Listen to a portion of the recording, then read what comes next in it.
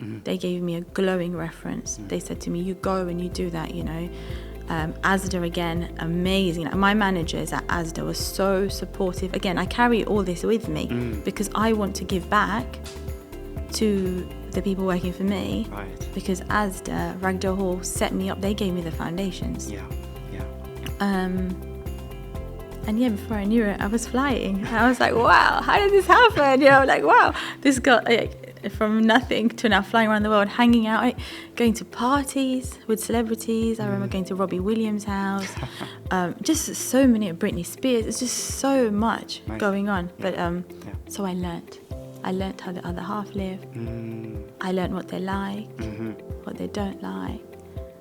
I also learnt what I like, what I don't like. Yeah. And I just got to see a lot. And I suppose that has given me the foundations. Yeah. And so now that we have our own business,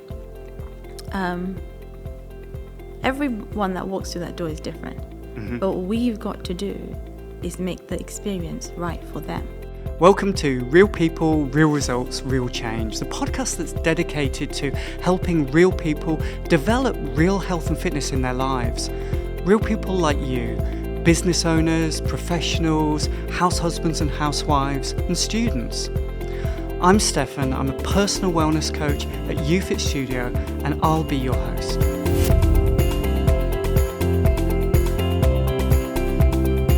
In this episode, I have the pleasure of speaking with Rumy Moosajee. Rumy is a business owner and facilitator of excellence in customer experience. In this episode, she talks about how her career has helped inform a passion for excellence in customer service and empowered her to create customer experiences that consistently over-deliver and delight. Welcome, Rumy. I'm so pleased to be talking with you today. I know we're going to have a lot to talk about. And I guess what I really would love to dig into is, so you have a passion for high-end customer service. And in more recent times, that's been in the form of developing a dental practice. But it didn't start that way, did it? So where's this passion come from? How's this developed over time? Like, where did it start? I think, firstly, it's because I enjoy receiving amazing customer service. So because I enjoy it and I look out for it, I think I'm so driven to deliver it. I've been working in customer service from the age of 16. Okay. My first job was at Asda. Okay. I was the checkout girl.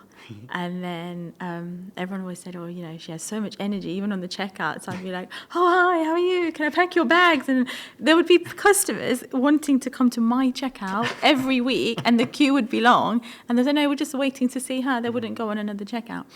And then within Asda, I grew from one department to another.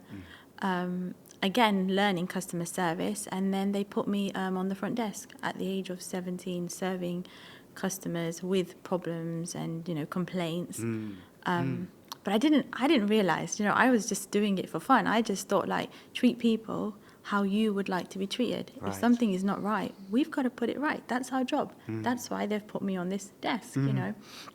I did well there. I then went on to, they offered me to do the management program at Asda, and then I wasn't quite sure. But I applied for a job at Ragdoll Hall. They had an apprenticeship scheme. Yeah. And it's like day spa? It's a day spa, yeah. It's actually UK's #1 health spa, voted many years running. Right. And that was their first set of apprenticeships that they did, and I was very, very lucky to get in. I did well on the interview. I couldn't drive at the time, so I did the interview, and they were so good to me. They gave me free accommodation and free transport. They said, we really like you, we would love for you to work with us, and we will arrange somebody else who lives close to you to give you a lift to work. We'll arrange the shifts the same, so you both come in together, you both go home, and we can also give you free accommodation. That's amazing. In Melton Mulberry, where they had the shuttle service. So I lived in their accommodation for a bit, but then I used this transport that they offered me. But that stuck with me. Yeah. So, you know, today I carry that through with my workplace now at Oakdale. If somebody is doing well, you've got to look after them, you know, and then they perform even better. Yeah. So I worked at Ragdale Hall. Again, I did their boot camp program with them for a few, I think it's 10 or 12-week program. And they teach you everything, right? They teach you how to stand. They teach you how to shake hands. They teach you how to wear your makeup. It's not just doing that treatment. Yeah. Anyone can do that treatment. Yeah. And this is what I say now at Oakdale. When somebody comes for an interview, I say to them, that filling is expected. You know, you can go anywhere and have that tooth filling done. But what are we going to do that's going to set us apart? Why is someone going to choose us from, I don't know, Dr. Jones down the road? Yeah. So we have to create, you know, that experience, that feeling, which I think Ragdoll Hall does very, very well. You know, the small things like holding the door. So before you can see the guest approaching, you hold that door open and you stand aside. Yeah. And there's also a fine line. You don't want to get too friendly. You want to respect their space. So they teach you, you know, just a bit of eye contact, a nice smile, and that is enough. So I started picking up these things. I didn't realize, when I was 17 years old, I was just like a robot, just doing these things, right?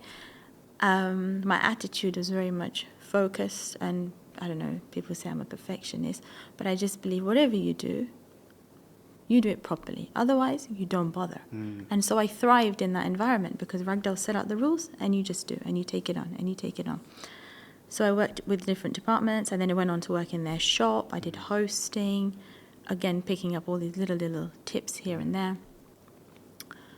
I then applied to Virgin Atlantic, the airline, to work on board the aircraft. Okay. Doing treatments for upper class passengers and, you know, friends of Richard Branson. I really didn't think I'd get the job, right?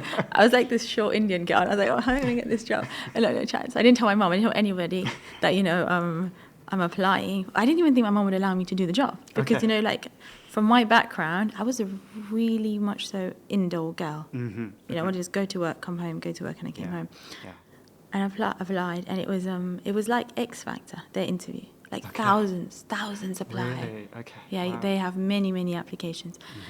And their job interview is, they'll do a bit of it, and then they'll say, okay, right, would like to let you know, unfortunately, you'll be going home today. Oh, so it's almost like working through different rounds and... Yeah, and then they'll say, wow. only after the next stage, you know, oh my God, and you have a bunch of people there crying because they haven't got through, because they really wanted this job. And Ragdale Hall was very, very supportive. They gave me a glowing reference. They said to me, you go and you do that, you know. Asda, again, amazing. My managers at Asda were so supportive. Again, I carry all this with me because I want to give back to the people working for me. Right. Because Asda, Ragdale Hall set me up. They gave me the foundations. Yeah. And yeah, before I knew it, I was flying. I was like, wow, how did this happen? You know, like, wow, this got from nothing to now flying around the world, hanging out, going to parties with celebrities. I remember going to Robbie Williams' house. Just so many, Britney Spears. It's just so much going on. Yeah. But so I learnt. I learnt how the other half live. I learnt what they like, what they don't like. I also learnt what I like, what I don't like. Yeah. And I just got to see a lot. And I suppose that has given me the foundations. Yeah. And so now that we have our own business, everyone that walks through that door is different. But what we've got to do is make the experience right for them. And how do we pick up on that? How do we know? Because at least when, you know, you were flying with Virgin and you had the upper class customers, you knew they came from a certain type of background, you know, to come. Yeah. But every patient that walks through our door is different. Interesting. Yeah? Yeah. So you've got to align and know that this is where we are taking them from. This is our level. And now all we're going to do is elevate them and make them feel amazing. Because their mindset, some patients come in, they're really, really scared. Yeah. Some patients are really nervous. But some patients are on an extreme high. They are so excited to get their teeth done. Right. And yeah, I think it's important we understand that when we're doing service. Yeah. And whatever frame of mind the patient comes in, at the end of the day, we're in control of that experience. Yes.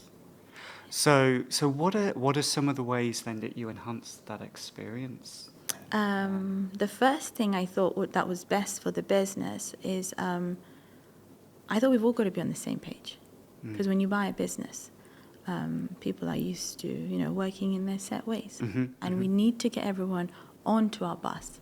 So I think I was very much like, this is our vision. No business background, by the way. Yeah, no business background, no dentistry background at all. Yeah. All I knew is how I wanted to make people feel. That's it. Yeah. Happy. Yeah, because your husband's the dentist, My right? husband's a dentist, yeah. And Alif does dentistry very, very well. And I says, you can do the most amazing implant, but that patient leaves feeling meh. Yeah. What's the point? Yeah. Yeah, and he's really good. Like, he lectures, he travels around the world. He's very, very good at teaching. So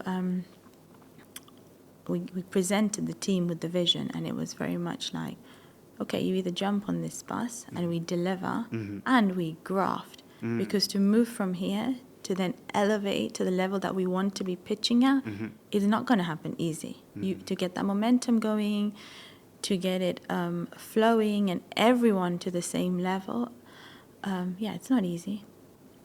So we had to do that. And so we set the vision, we told everyone what we'd like, and some people joined and some people didn't. Interesting, yeah. Because not everyone likes change. Right, yes. Yeah. But what I did say to the team was, yes, it's going to take graft. It's going to take a lot of hard work. But you know what? We're going to have a great time, and I'm going to look after you. I'm going to make sure that you wake up every morning going, yes, I'm going to work, because that is how it should be. You spend so much time with me, more so than you do with your family, your husbands, your partners, because you go home, you're probably going to be with them for like 3-4 hours, and then you're going to go to bed. Yeah. But with me, you're with me for 8.5 hours solid. Yeah. And some people thought, oh, she's crazy. Like, she treats them like they're her kids. And I was like, that's how I have to. I have to bring in the recruits, and I set the foundation where we don't just, so say if it's a dental nurse, I'm not going to teach her just dental nursing. I'm going to teach her how to interact with her colleagues, how to manage situations that are even out of work, how to manage situations that are in the workplace, how to adjust her mindset, I'm going to empower her. I'm going to make her believe in herself so much.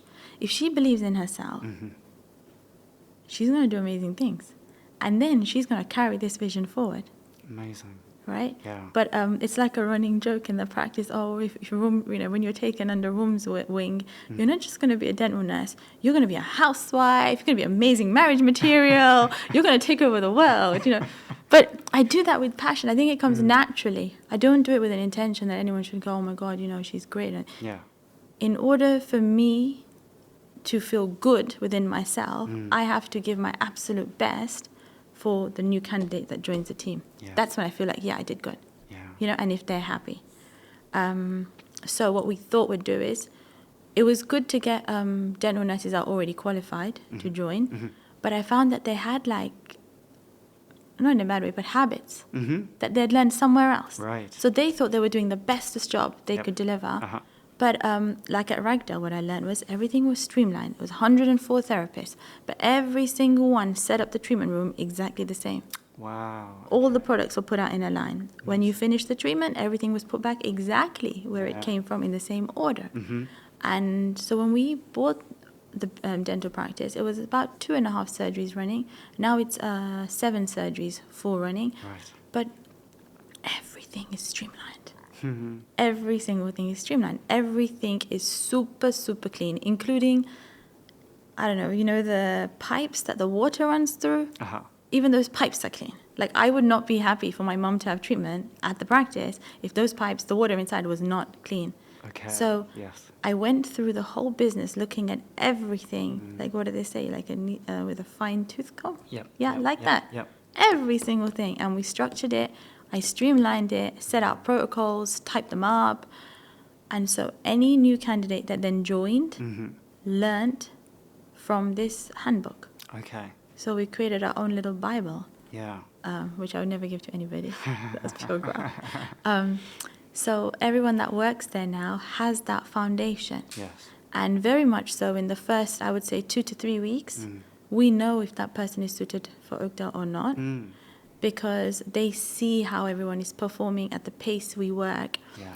And not in a bad way again, but like if they are not to scratch, it wouldn't be me that was saying that. It'd be the rest of the team saying, oh, do you know what? That person is not Oakdale. Yeah. They will not survive. Yeah. Because everyone has got to be working hard in order for us to reach where we need to be. And it would be unfair if one person was not, performing as we need to be. So yeah, we put the structure in, we put the protocols in. And then we also said that, we're not a big corporate, so we don't have to be like a corporate where all the rules are the same for everyone. We can bend some rules. Depending on how one is performing, they will get rewarded. It wasn't like, because you've been a dental nurse for 20 years, you're going to be paid the most. No, you could have been a nurse for 6 months. But if you are pitching high, you'll be looked after. Right. We do a lot of team, I wouldn't call it team building, I just think team experiences where we go out, we enjoy, we have a good time. Once a year, we take them to Ragdale Hall, all as guests. And they get to experience the service and see, the little things. And then we have a discussion about what they think went well, what they think could have been better, where they see themselves at. Yeah. Only recently we took the whole team to Dubai, again, to stay at the best hotels because I want them to experience it. And I remember me at the age of 17, 18, I didn't have the money to go to Dubai and stay at the Atlantis and party. I didn't have that. Yeah. But it gives me happiness to do that for others. Why? Because the team works so hard in achieving the vision that we want to achieve. So, of course, we must enjoy together. And, again, I always say life is so short. So we got to do it now. We got to enjoy it right now. Okay, amazing. Okay, we're going to continue this discussion next episode. I've got lots of questions for you. But thank you so much for today. And I really look forward to talking to you again. Thank you.